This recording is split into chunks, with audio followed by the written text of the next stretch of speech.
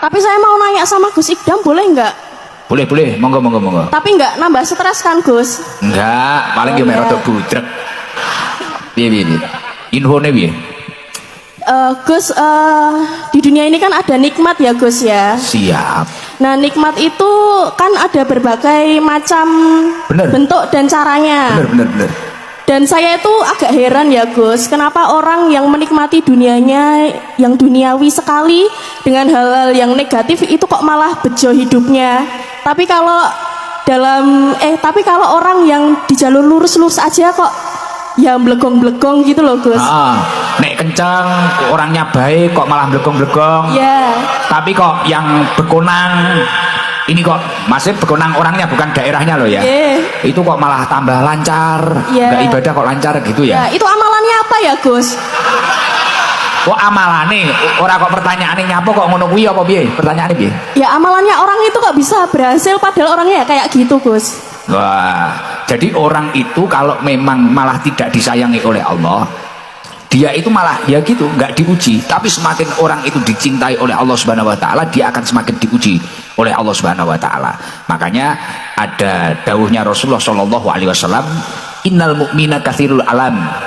Jadi sesungguhnya orang beriman itu malah banyak diuji, banyak mendapatkan ujian, kepedihan di dalam hidupnya. Fi badanihi au ahlihi au malihi. Ini ciri-cirinya orang beriman.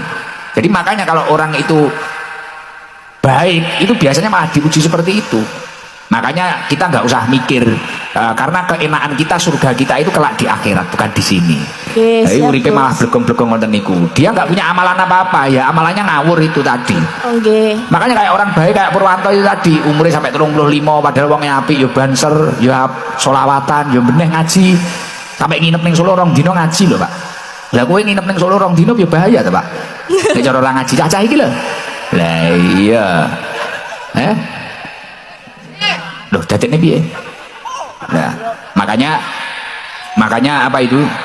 Kita nggak usah bingung ketika ada orang mendapatkan nikmat padahal orangnya itu ahli maksiat. Kalau jenengan pernah membaca di Wasiatul Mustafa itu, Allah itu kalau semakin benci dengan hambanya, dia itu malah diberi pengawalnya setan, dan setan itu akan membantu untuk melancarkan ekonominya.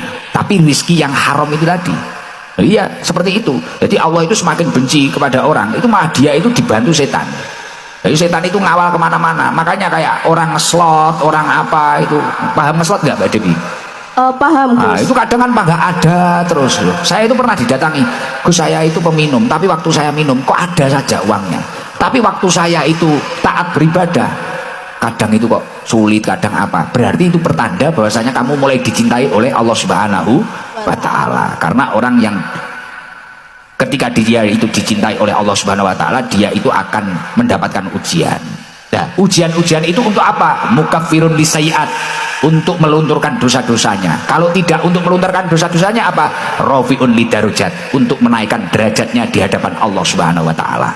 Maka dari itu kayak Mbak Debbie mungkin pernah berjuang, niatnya baik sampai habis uang banyak tapi nggak jadi atau apa, nikmati saja, nikmati saja, sabar saja, tenang saja. Insya Allah walaupun di sini mungkin tidak menjadi dewan, tapi menjadi dewan di hadapannya Allah Subhanahu Wa Taala. Amin ya Rabbal Alamin. Matur nuwun ya Gus masukannya. Tapi piye berarti nek tahun dewan masuk disangoni? Duitnya berapa akeh? Pripun Gus? Tahun dewan kan duitnya akeh berarti. Sampun seret Gus, sampun entek. Sampun entek. Mungkin ada pesan untuk teman-teman. Ya, buat milenial dan semuanya tetap selalu kompak untuk mengikuti kajian-kajian seperti ini karena ini sangat bermanfaat dan juga bikin rukun satu sama lain.